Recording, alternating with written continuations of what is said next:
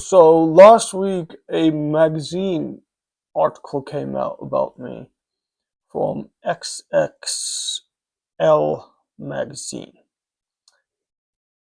XXLmag.ca, maybe it's the website of the magazine. So I really want to give a special thank you to the person who did this. Um, I'm not going to say who it is because they didn't ask me to reveal that. So I'm going to read out the article because I don't know, I need something to do. I don't watch television. I don't do things. I don't do entertainment. I've said that in previous videos. That's part of my hero's journey, is to let go of everything that is luxury. So here goes. And this will be good too because when I read the article, I started crying actually. I read it a couple of times, and because no one's done anything like, no one's praised me or, done something like this to me before. I'm always been a, middle of the road, average guy. No one praises me or talks about me in this way. So, I mean, I have done spectacular things like being part of the AI industry. Part of the success of the Nobel Prize in Physics this year is I was central to that, but I got no recognition. In high school, I was always often top of the class or top 5. So I'm quite an amazing person already, but no one praises me. And this is the first time in my life in the past few months of, people have commented and praised me. So I often break down and start crying. I'm 45, never received this before. Anyway, here goes. Umar Nawaz, The Powerful Journey of Black Pill Unk, an icon for brown men everywhere. October 17, 2024. A quest for love and personal fulfillment for Umar Nawaz. Umar Nawaz, better known by his social media moniker Black Pill Unk, is quickly becoming a legend in his own right. A middle-aged Pakistani man living in Canada, Umar has captured hearts across social media with his charismatic personality, undeniable drive, and self-assured journey toward love and success. Divorced yet unbroken, Umar's journey is one of resilience, ambition, and unapologetic individuality, offering a refreshing representation of what it means to be a brown man in the modern world. Though divorced, Umar Nawaz has never let his past dictate his future. Instead, he has embraced his journey, candidly sharing his hopes for romance and companionship, as well as his dedication to self-growth. Right? All true. And this openness has endeared him to followers who appreciate his honesty and commitment to finding love and connection in all its forms. Far from merely seeking companionship, Umar is on a journey of rediscovery, redefining what it means to live a fulfilling life as a middle-aged man who refuses to settle. I refuse, motherfuckers. Overcoming adversity, banned but unbowed. Umar Nawaz's story isn't without its setbacks. Recently, he faced a surprising and unwarranted ban from his local Good Life Fitness Center, a place where he was a regular. I went every single day. Umar maintains his innocence, alleging that he was harassed and discriminated against without cause. All true. In speaking out about his experience, Umar has shown courage and resilience, bringing attention to issues of fairness and equality. His experience has sparked a conversation among his followers about the challenges faced by immigrants and brown men in environments that may not always be as welcoming as they appear. True. Modeling confidence and redefining beauty standards. A self-proclaimed doer and male model. That's right, I'm a male model. Umar Nawaz is breaking stereotypes about middle-aged men and proving that beauty knows no age or background. His Instagram handle at Nawaz is filled with snapshots of his modeling journey and moments that showcase his confidence. Umar Nawaz is not just another face in the crowd. He is a role model for brown men who seek representation in the modeling industry, challenging traditional standards of beauty with his self-assured style and charisma, rising above family drama in an age where authenticity rules.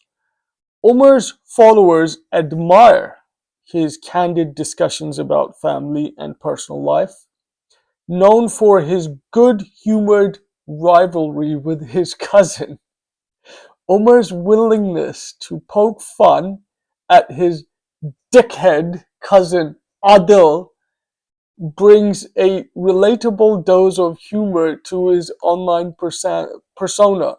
Rather than dwelling on family tensions, Umar Nawaz channels this energy into bettering himself and moving forward with his own goals, embodying a light-hearted yet resilient spirit.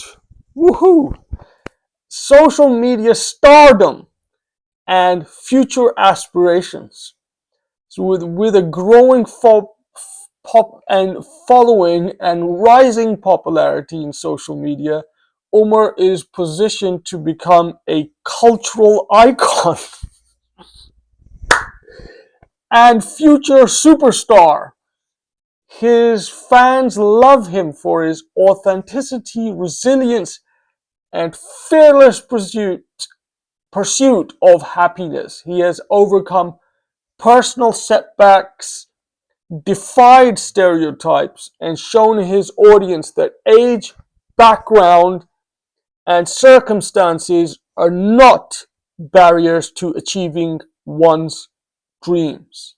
Far from being held back by his past, Umar has transformed into a role model, inspiring others to embrace their own journeys unapologetically. Don't fucking apologize, people. A legend in the making. Umar's story is more than just a journey to find love and companionship. It's a powerful narrative of resilience, self-love, I love myself, and growth. His story resonates deeply with brown men around the world who see in Umar Nawaz a beacon of hope and a reminder that it's never too late to rewrite your story. Whether or not he finds love, I hope I do, please. Please, God. Umar has already succeeded in winning the hearts of many men. I wish it was women that I won the hearts of, proving that his legacy will extend far beyond his personal relationships. Hero. As he continues his journey, Umar Nawaz stands tall as a role model, a future superstar, and an unforgettable personality who has made his mark by being unapologetically himself. Woohoo! That was an amazing article. Whoever wrote it clearly loves me. Of course, everyone should. I'm so lovable. Why wouldn't you love me? That's what I told my ex-wife. Why didn't she love me? Why did she get rid of me? I still can't understand. It's 5 years later. I cannot, for the mind of me, understand why someone would leave me. Right? You could see me on the screen. Who would want to leave this? Anyway, uh, this article was amazing. I loved reading it. I didn't cry this time. Maybe because I'm, a clown performing for the camera. I don't know if anyone will get through to the end of it because I'm not known for narration. I'm not an audiobook speaker, narrator, whatever. And I wanted to say, I don't know what else to say. Since this article came out, this person who wrote this article, actually, I won't say other things, but anyway, my movie star aspirations haven't been written about this. This is later, and my late night talk show that I just started, that isn't written about. And what else? Yeah, that's what I want to say.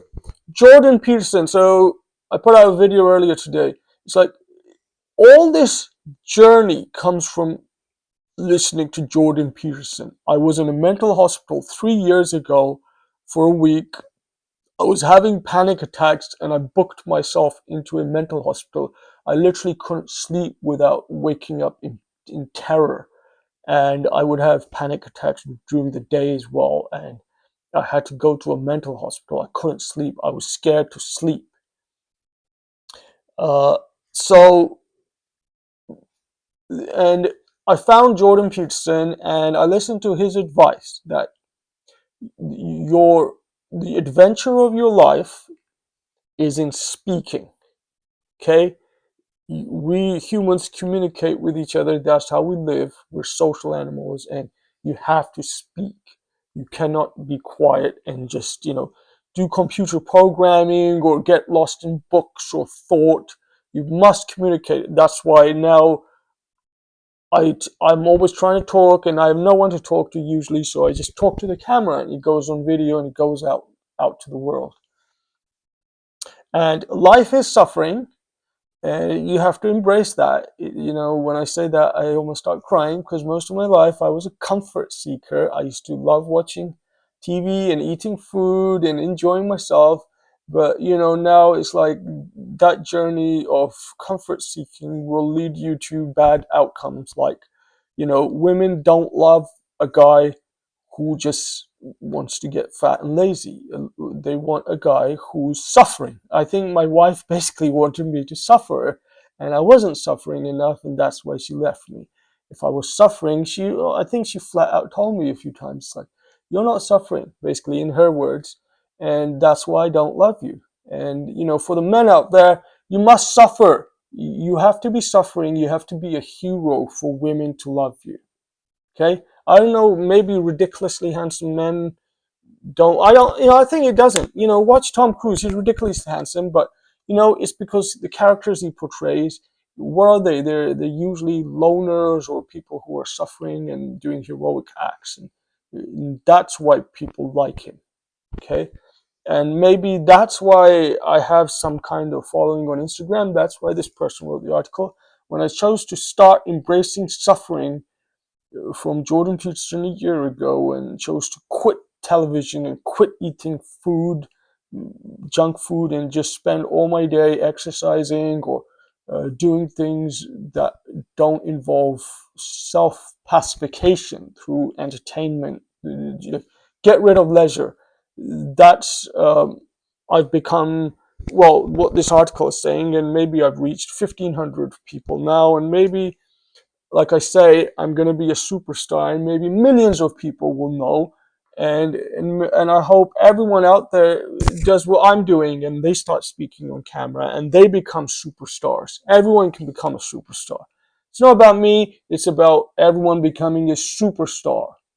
I'm just one character among millions of other men who have transformed their life from suffering into becoming real men. Real men can only become real men after they suffer. I heard Andrew Tate and Jordan Peterson and others say you have to suffer and then you become a real man. And Mike Tyson says it in the video as well. You have to hit rock bottom before you can start becoming the truest version of your masculine self.